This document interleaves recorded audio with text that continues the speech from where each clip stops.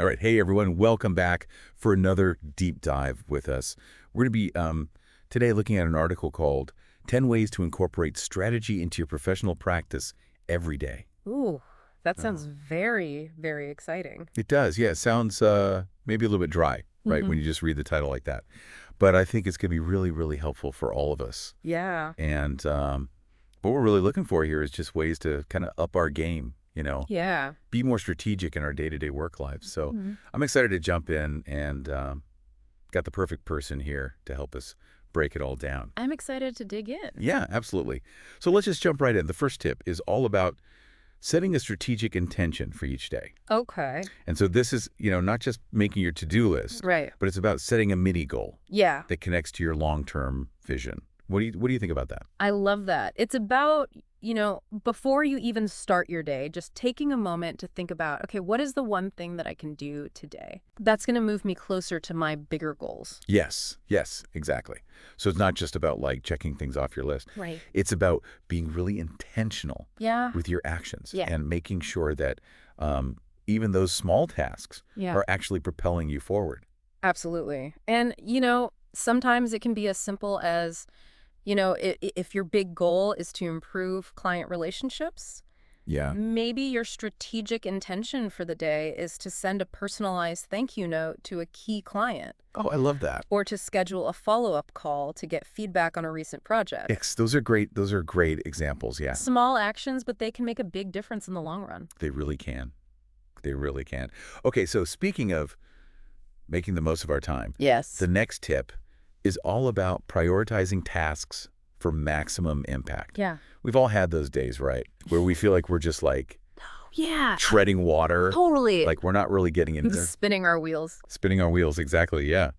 So the article suggests using a tool called the Eisenhower Matrix. Have you heard of this? Yes, I love the Eisenhower Matrix. Okay, tell us about it because I just recently learned about it and I'm like obsessed with it now. It's such a helpful tool, yeah. It's basically, it helps you categorize tasks based on urgency and importance.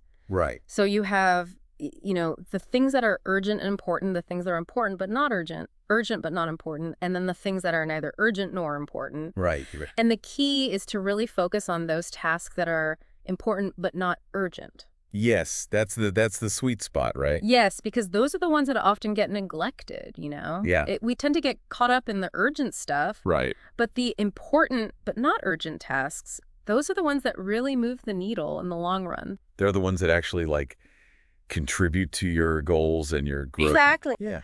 And so instead of, like spending the whole morning on email, maybe you block out an hour to work on that project that you've been putting off. Yes, exactly. Protect that time for those important but not urgent tasks. Yes, I love it.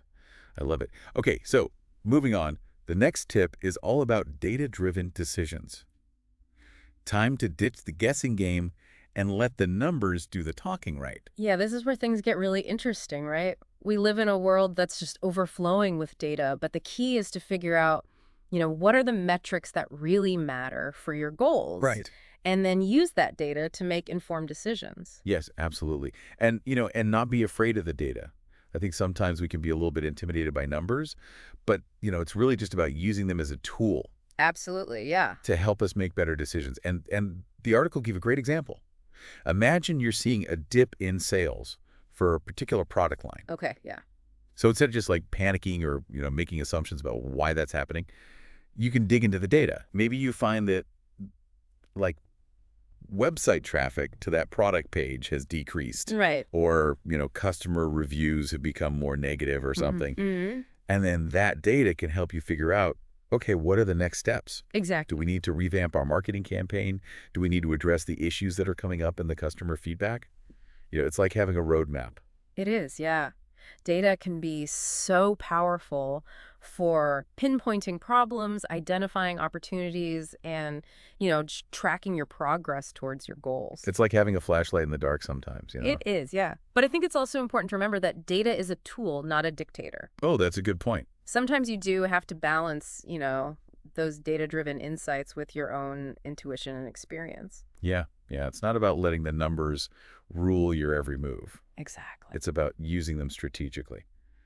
All right. Are you ready for a dose of inspiration? Always. All right, good, me too. Because the next tip is all about fostering a culture of innovation. Oh, I love this one. Yeah. This is where things get really exciting. Yeah, it is. And it's about making innovation a habit, not just like a once in a blue moon event. Right. So it doesn't have to be, some big, massive breakthrough every time. Yeah. It can be those small, incremental improvements. What are your thoughts on that? I think that's so key because, innovation doesn't happen in a vacuum, right? It happens when you create an environment where people feel comfortable sharing their ideas, experimenting with new approaches, and, just constantly looking for ways to do things better. Yes, and I love how the article talks about having these brainstorming sessions where everyone on the team, Yeah. regardless of their role or seniority, Mm. is encouraged to contribute. What do you think about that? I think that's so important because sometimes the best ideas come from the most unexpected places.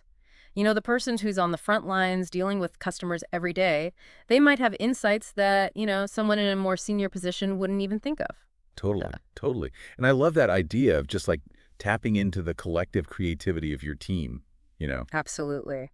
Diversity of thought is so important for innovation. When people from different backgrounds and perspectives come together, they can spark these new ideas and solutions that wouldn't have been possible otherwise. Absolutely, I love that. Okay, so we've got our daily intentions set, our tasks are prioritized, we're analyzing data, but now it's time to zoom out a little bit and Okay. talk about the big picture. The next tip is all about maintaining a long-term vision. What comes to mind when you hear that? It's like having a compass, right? That guides your every step. Without a clear long-term vision, it's so easy to get sidetracked by those urgent but ultimately unimportant tasks that we were talking about earlier. Right, you just get caught up in the day-to-day. Exactly. So having that long-term vision in mind helps you stay focused and make sure that your efforts are aligned with where you ultimately want to be. Yeah, I love that analogy of the compass. It's so true. And, the article talks about things like creating a vision board, holding regular team meetings to revisit those long-term goals. Hmm. Do you have any, like, personal strategies that you use to kind of stay focused on that big picture? For me, it's really about, having those goals written down somewhere where I can see them every day. Yeah, Whether it's a whiteboard, a sticky note on my computer, just having that visual reminder helps me stay focused. I love that. It's so easy to lose sight of the big picture It is. when you're in the weeds. Yeah. So those visual reminders can be so powerful. Okay, so we've talked about daily intentions, prioritizing tasks, Yeah. data-driven decisions, long-term vision, and now we need to talk about how we make sure we're constantly improving and refining our approach. Right. That's where this next tip comes in. Continuously optimize your processes. Ooh, yeah, this is where we embrace that spirit of continuous improvement. Right. Never settling for good enough, always looking for ways to do things better.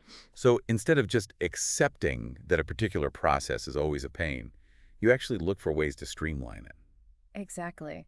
And the article mentions methodologies like Lean and Six Sigma, which might sound a bit intimidating, but Yeah. they're really just about identifying inefficiencies and finding ways to make things run more smoothly. Yeah, and it doesn't have to be like this huge overhaul. It Right. could just be like small tweaks. Absolutely. Yeah. Little things can make a big difference. Yeah, maybe you automate a few steps or, eliminate unnecessary approvals or just make the instructions clearer. Yeah, Exactly. Sometimes the simplest solutions are the most effective. that's so true. Uh, Okay, so now let's talk about making smart decisions. The next tip is all about having a strategic decision-making framework. okay. So it's like having a cheat sheet for those tough choices that we inevitably have to make in our work. Yeah, I love this. Yeah, and the article outlines 3 key questions to ask yourself before making any decision. So the first one is, how will this impact my long-term goals? Yeah. The second question is, what are the risks and opportunities involved? And the third one is, how will this affect my stakeholders?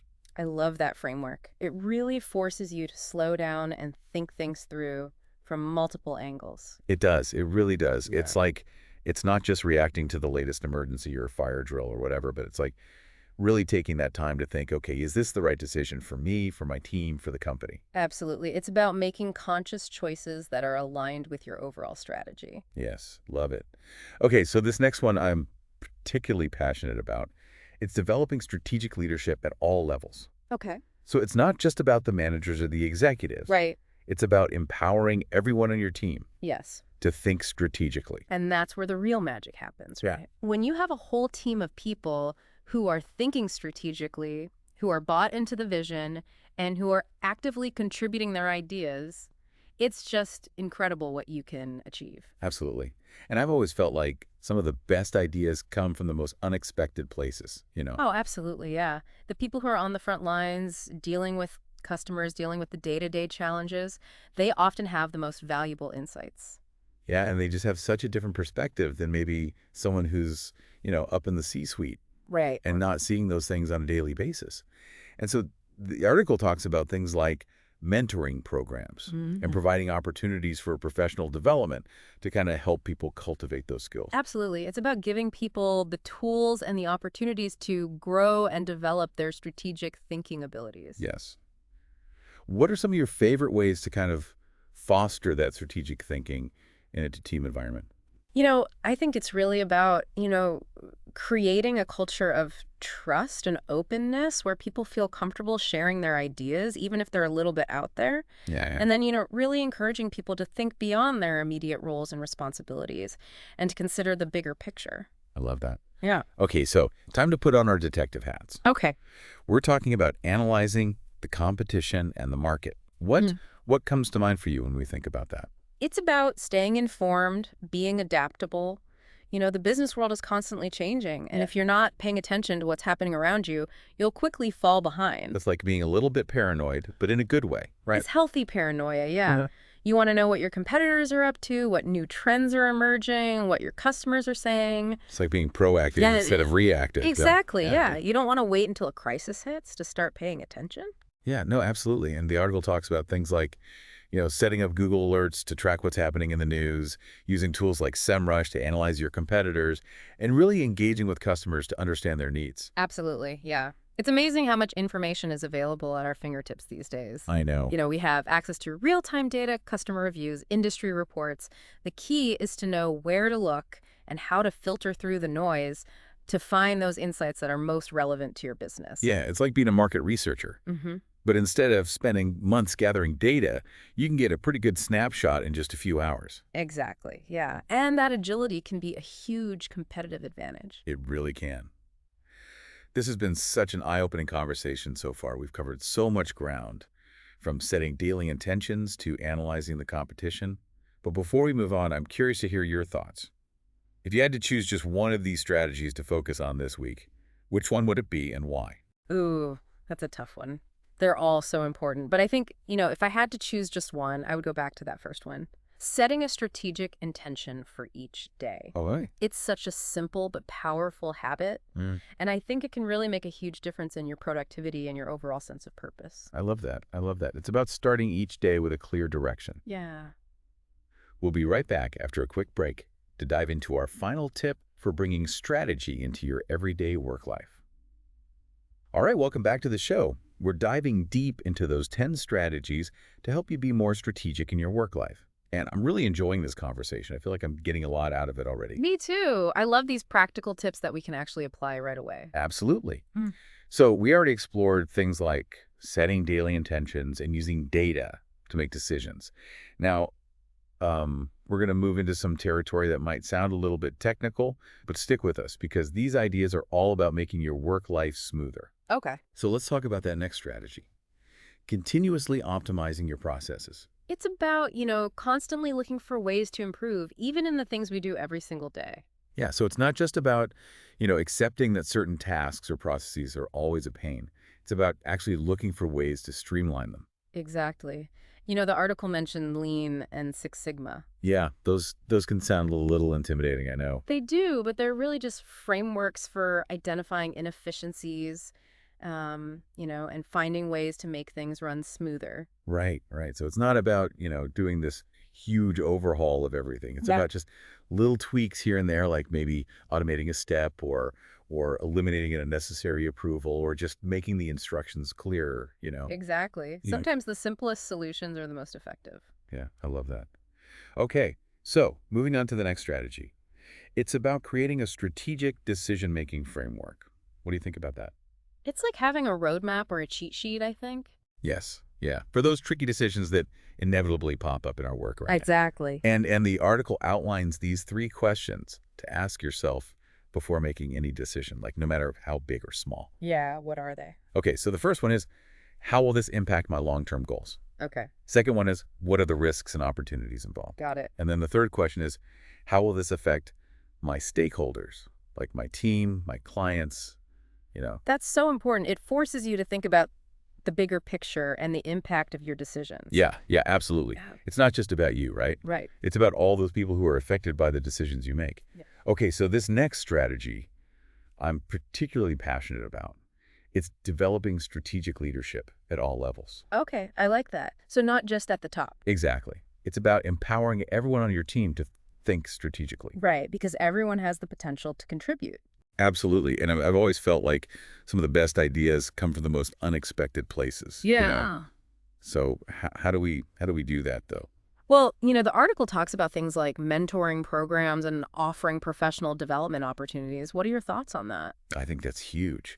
I think it's so important to give people those tools and the support they need to develop those skills. What are some other things or other ways that you like to kind of foster that strategic thinking? I think a lot of it comes down to the culture you create, creating an environment where people feel comfortable sharing their ideas, even if they're a little unconventional, and encouraging them to think outside the box and look at the big picture. Yeah, I love that. Oh. Okay, so it's time to channel our inner detectives. Ooh, okay. We're talking about analyzing the competition and the market. This is so crucial. The business world is so dynamic, constantly changing. I know. And you have to stay informed to stay ahead of the curve.